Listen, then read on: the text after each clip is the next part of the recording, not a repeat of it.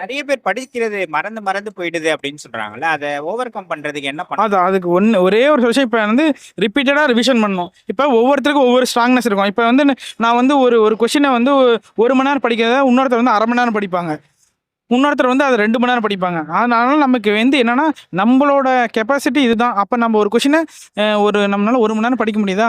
ஒருத்தர் 1/2 மணி நேரத்திலே படிச்சிடறோன்னா, அப்போ நம்ம அதிகமான டைமை கொடுத்து அந்த கொஷினை முடிக்க வேண்டியது தான் நம்மளோட வேலை. நம்மளால இவ்வளோ லேட் ஆகுது, நம்மளால இவ்வளோ படிக்க முடியல அப்படின்ட்டு அந்த நெகட்டிவிட்டியை ஃபாலோ பண்ணாமல், நாம் இன்னும் கொஞ்சம் டைமை கான்சன்ட்ரேட் பண்ணி படிக்கணும்.